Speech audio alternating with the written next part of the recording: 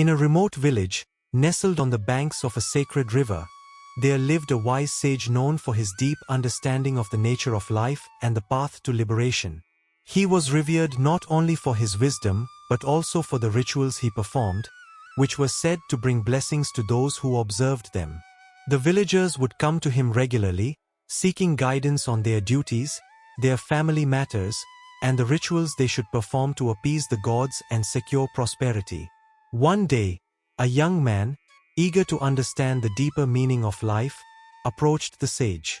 His name was Veda, and though he had performed many rituals and sacrifices under the guidance of his elders, he still felt a sense of emptiness. He had followed the prescribed duties with precision, yet something inside him longed for a greater understanding. "Master," Veda said, bowing respectfully before the sage, "I have followed all the rituals, made offerings to the gods, and observed the prescribed duties of my caste. But I feel as though there is something more I must learn. What is the true path to liberation? Is it through the fire of rituals, or is there another way?" The sage looked at Veda with compassion, understanding the young man's confusion. He beckoned Veda to sit by the sacred fire that burned in the center of the hermitage. This fire, known as the Agni, was the heart of all rituals in the village. It was fed daily with offerings of ghee, herbs, and wood, its flames reaching upward in an eternal dance of devotion. "You ask about the true path to liberation, Veda," the sage said gently, "and there are two fires you must understand, the fire of ritual and the fire of knowledge." With that, he gestured to the sacred fire before them. "This is the fire of karma," the sage began. "Through this fire, we offer our actions to the gods. It is through the performance of selfless duties, the fulfillment of our responsibilities, that we purify our minds and earn the blessings of the divine. In this fire, we seek to appease the forces of nature, to maintain the balance of life. It is a necessary fire, for without it, we would be adrift in the world, lost in the pursuit of personal desires." Veda looked at the fire with reverence. He had always seen it as the ultimate means to secure favor with the divine. However, he still felt a sense of incompleteness. "But Master," he asked, "if this fire is so important, why do I still feel that something is missing?" The sage smiled softly. "Because, Veda, the fire of karma alone cannot lead to liberation. It can bring blessings, but it cannot remove the veil of ignorance that clouds the true self. For that, we must turn to the second fire, the fire of knowledge." With a gesture, the sage pointed toward a stone platform, where a simple lamp burned, its flame steady and bright. "This is the fire of jnana, the fire of wisdom," the sage continued.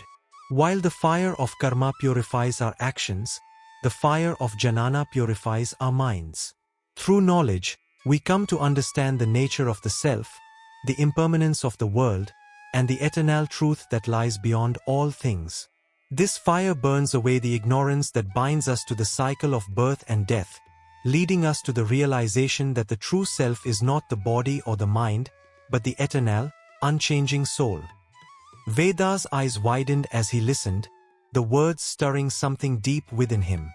"But Master, how can knowledge free us? How can understanding lead to liberation?" he asked, puzzled. The sage, seeing Veda struggle, stood up and walked to the edge of the riverbank, where the water flowed gently under the moonlight. He spoke in a calm, meditative tone.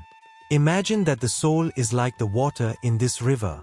The fire of karma is like a flame that heats the water, causing it to rise in the form of steam. The more we perform rituals and actions, the more we try to purify ourselves through these offerings, the more the steam rises. But while steam can fill the air, it does not reach its true form. The fire of knowledge, on the other hand, is like the sun that rises in the sky. When the sun's light touches the steam, it transforms it back into water. The knowledge of the self, the realization of the eternal truth, removes the ignorance that causes us to drift in the cycle of action and reaction. Through knowledge, we return to our true state, unburdened by the illusion of the world. Veda sat in silence, reflecting on the sage's words. He began to understand that while rituals were important for maintaining harmony in the world, they were not the ultimate path to liberation. Rituals, performed with devotion, could purify the actions, but it was only through wisdom, through understanding the nature of the self, that true freedom could be attained. After a long pause, Veda spoke again, his voice filled with clarity. Master, I now understand. The fire of karma burns in the world, purifying our actions and maintaining order. But it is the fire of jnana, the fire of knowledge, that burns away the ignorance and brings us back to the eternal truth. Knowledge leads to liberation, not wealth or ritual. The sage nodded, his face shining with approval. Yes, Veda.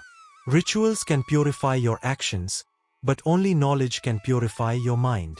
Through knowledge, you will see that you are not separate from the world, that you are the eternal, unchanging soul. This realization will lead you to liberation, to freedom from the cycles of birth and death. Veda, now filled with a sense of inner peace, bowed deeply to the sage. He had come seeking answers, and now he had found them. The two fires, karma and jnana, were both essential, but it was through the fire of knowledge that true liberation could be attained. With this wisdom, Veda knew his journey was just beginning, for the path to true freedom lay in understanding the nature of the self and the universe. As the night deepened, the two fires, the fire of ritual and the fire of knowledge, burned side by side, each illuminating the path of the seeker in its own way, guiding those who sought truth to the ultimate realization of the self.